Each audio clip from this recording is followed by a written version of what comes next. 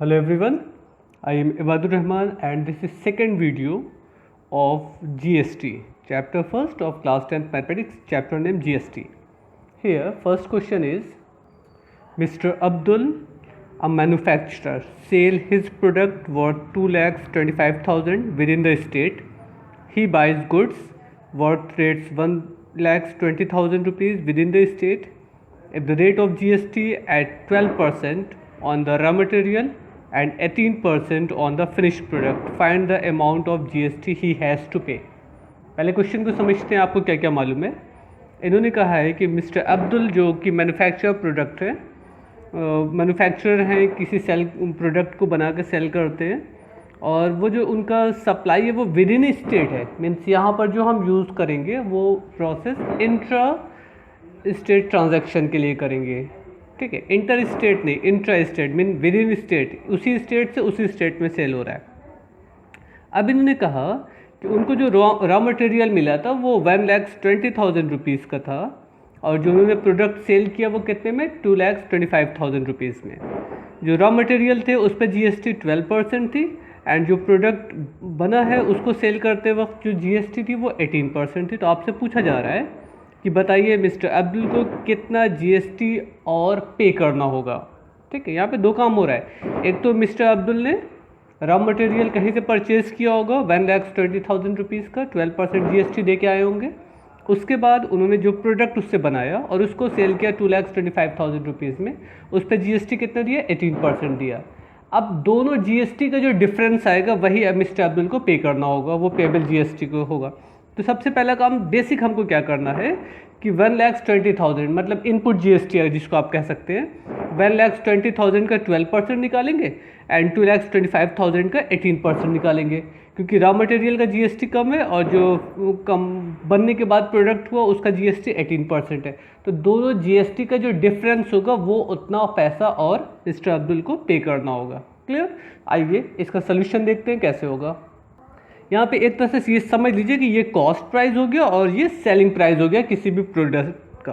जो cost price है उस पर इनपुट GST कितनी है, 12%, और जो सेलिंग प्राइस है उस पर आउटपुट GST कितनी है, 18%। मीन्स प्रोडक्ट कब आया उनके पास उस पर 12% वो दे के लाए और प्रोडक्ट को जब सेल करने लगे तो 18% उन्होंने GST पे किया है। फिर दोनों GST का जो डिफरेंस आएगा वो क्या होगा, हमारा GST पेबल होगा। Clear. Let's see the solution of question number 1। अब थोड़ा सा पहले से क्वेश्चन को लिख लेते हैं कि कौन कौन चीज़ें आपको मालूम है।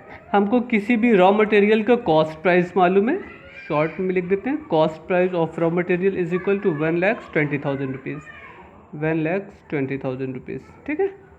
और इनपुट GST कितना है, इस पर आपको GST देना है। यहाँ पे हम इनपुट GST कर दें, इनपुट GST रेट, इस रेट पे आपको GST देना है 12% पे। क्लियर। एंड आउटपुट GST क्या है। अब यहाँ पे अगर हम सेलिंग प्राइस लिख दें तो सेलिंग प्राइस ऑफ प्रोडक्ट क्या है आपका, 2,25,000 rupees, 2,25,000 rupees. Clear. And output GST कितना है, इस पे GST रेट है आपका 18%। क्लियर। ये है पूरा क्वेश्चन आपका। अब इन्होंने मिस्टर अब्दुल ने जो रॉ मटेरियल लिया था वो 1,20,000 रुपीज़ का था और उसको सेल किया 2,25,000 रुपीज़ में। रॉ मटेरियल पे GST 12% है एंड जो बना हुआ प्रोडक्ट है उस पर GST कितना है, 18% है। आपसे पूछा जा रहा है बताओ इनको कितना GST और पे करना होगा। GST जो पैसा एक्स्ट्रा ऐड किया जाता है उसकी वैल्यू में, उसी पे GST लगता है। तो यहाँ पे दो तरीके से हम क्वेश्चन को सॉल्व कर सकते हैं। पहला तो काम ये कर सकते थे कि इन दोनों का डिफरेंस निकाल देते और उसका GST परसेंटेज निकाल देते, लेकिन ये काम तब किया जाता है जब कि रेट ऑफ GST सेम होता, बट वो यहाँ पे अप्लाई नहीं हो सकता। इसलिए हमको इनपुट GST आउटपुट GST अलग अलग निकालना होगा, क्योंकि एक जगह GST का रेट 12% है, एक जगह GST का रेट 18% है। तो इनपुट GST निकालते हैं, इनपुट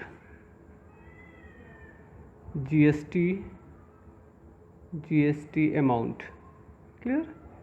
इनपुट GST अमाउंट ये कितना है आपका, 12% किसका, 12,000 का, 12% of 1,20,000 rupees, sorry.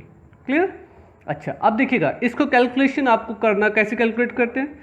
12% means 12/100 into 1,20,000 rupees. Clear? 0 and 0 cancel out is equal to 14400. 14,400 rupees as a input GST. Output GST किसका निकालेंगे? 2,25,000 का 18%. यहीं पे आउटपुट जीएसटी निकाल लेते हैं. Output GST is equal to, ये क्या हो जाएगा? 18% ऑफ 2,25,000. अच्छा, इसका कैलकुलेशन आप जैसे करते हो वैसे कर लीजिए. क्या हो जाएगा? 18/100 multiplied by 2,25,000. 0 0 cancel out. Now 18 multiplied by 225. आप इसको मल्टीप्लाई कर लीजिएगा, आपको रिजल्ट मिल जाएगा 40,500 रुपीज़. क्लियर? अब देखिए अब्दुल ने क्या किया था, 14,400 रुपीज़ जीएसटी उस टाइम पे किया जिस टाइम वो रॉ मटेरियल को परचेज करके लाए होंगे. उसके बाद जब इसको सेल किया 2,25,000 रुपीज़, तो उन्होंने कस्टमर से कितना जीएसटी लिया? 40,500 रुपीज़. तो दोनों जीएसटी का जो डिफरेंस है वो जीएसटी गवर्नमेंट्स को अब्दुल पे करेंगे. तो कितना पेबल जीएसटी है? Payable GST value, GST amount या वैल्यू कुछ भी लिख सकते हैं. Payable GST value is equal to 40,500 minus 14,400 rupees. ये जीएसटी इनको पे करना होगा गवर्नमेंट्स को. दोनों का डिफरेंस निकाल लीजिए, आपको रिजल्ट मालूम हो जाएगा. डिफरेंस कितना आ जाएगा? 26,100 rupees as a payable GST. Clear? अब इस पूरे सोल्यूशन को एक बार आप फिर से देख लीजिए. ओके, क्या क्या हुआ? जो रॉ मटेरियल की कॉस्ट है उस पर जीएसटी कितना है? 12%. एंड फर्निश्ड मटेरियल जो प्रोडक्ट बनने के बाद जो मटेरियल है, आर्टिकल है जिसको सेल किया गया 2,25,000 रुपीज़ पे, उसका जीएसटी कितना है? 18%. तो सबसे पहला काम हम इनपुट जीएसटी निकालेंगे 12% ऑफ 1,20,000 रुपीज़ से. कितना मिल गया? 14,400 रुपीज़. उसके बाद क्या करना है? आउटपुट जीएसटी निकालना है 18% ऑफ 2,25,000. इसका जीएसटी कितना आया? 40,500 रुपीज़. इस दोनों इनपुट और आउटपुट जीएसटी का जो डिफरेंस आएगा वो पेबल अमाउंट होगा जीएसटी का. अब एक चीज़ यहाँ पे समझिएगा. सपोज कर लीजिए अभी तो आप देख रहे हो कि इनपुट जीएसटी कम है, आउटपुट जीएसटी ज़्यादा है. मतलब अभी इतना पैसा अब्दुल ने कस्टमर से जीएसटी के फॉर्म में लिया है, जबकि इतना ही पैसा गवर्नमेंट्स के पास अभी पहुँचा है. तो दोनों का डिफरेंस जो आया 26,100 रुपीज़ वो गवर्नमेंट्स को पे करेंगे. वो पेबल जीएसटी हो गई. बट अगर ऐसा होता कि अब्दुल ने ज़्यादा जीएसटी यहाँ पे किया होता और जो बाद में उन्होंने कस्टमर से जीएसटी लिया वो कम है, तब दोनों में से कौन सा अमाउंट आपका ज़्यादा होता? इनपुट जीएसटी ज़्यादा होता, आउटपुट जीएसटी कम होता. इस कंडीशन में यहाँ पे पेबल जीएसटी ना हो के क्रेडिट जीएसटी होगा. मीन्स उतना पैसा गवर्नमेंट्स वापस कर देगी जितना पैसा एक्स्ट्रा गवर्नमेंट अब्दुल ने यहाँ पे किया होगा. ये जीएसटी का प्रोसेस होता है. आप किसी भी मॉल में चले जाइए, वहाँ की रिसिप्ट ले लीजिए, किसी भी रेस्टोरेंट में जाइए या कोई भी ऐसा परचेज आप करिए जिसमें आपको ओरिजिनल रिसिप्ट मिले. कैश में मुझे होता है उस ओरिजिनल लिस्ट मिलेगी, तो उसमें आपका जीएसटी पेबल लिखा होगा कि कितना जीएसटी आपसे लिया जा रहा है. उसको आप ध्यान दीजिएगा. अब तो आपके सिलेबस में भी है, ठीक है ना. Now question number 2.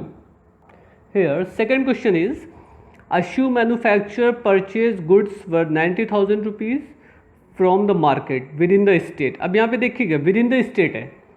He sells his product in the neighborhood market.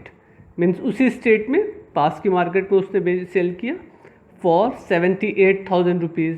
If the common rate of GST is 18%, find the GST payable or GST credit for the above transaction. अब यहाँ पे देखिएगा अभी जो हम लोग डिस्कस कर रहे थे, अगर से जीएसटी इनपुट जीएसटी ज़्यादा होगा, आउटपुट जीएसटी कम होगा, तो जाहिर सी बात जीएसटी क्रेडिट होगा. ये क्रेडिट होगा मीन्स गवर्नमेंट से इतना पैसा वापस कर देगी. और अगर आउटपुट जीएसटी ज़्यादा होगा, इनपुट जीएसटी कम होगा, तो आपको गवर्नमेंट्स को एक्स्ट्रा जीएसटी अमाउंट देना होगा. ऐसा होता क्या? देखिए इसे 90,000 का था तो उस टाइम आपने जो जीएसटी दिया होगा, अब सेल कितने में हो रहा है? 78,000 में. जीएसटी रेट 18% दोनों पे लग रहा है. बट यहाँ पर डिफरेंस आ रहा है कि सामान ज़्यादा महंगा लिया गया था, उसको सेल किया गया कम अमाउंट में। कुछ भी कंडीशन हो सकता है ओल्ड फैशन हो गया हो सकता है पुराना हो गया हो सकता है वो फैशन के बाहर चला गया हो, लोगों को पसंद नहीं आ रहा है, किसी भी मैन्युफैक्चर में डिफेक्ट हो, कुछ कोई डैमेज हो गया हो, जो भी रीज़न हो। बहरहाल तो गवर्नमेंट जैसे ऑफर दिया जाता है तो वहाँ पर क्या होगी, उसकी सेलिंग प्राइस कम हो गई। सेलिंग प्राइस कम होने से जीएसटी भी वैल्यू कम हो जाएगी। इसका 18% ज़्यादा आएगा, इसका 18% कम होगा। तो जब जीएसटी की वैल्यू कम हो जाएगी तो जीएसटी पेबल ना होकर जीएसटी क्रेडिट कहलाएगी। क्लियर?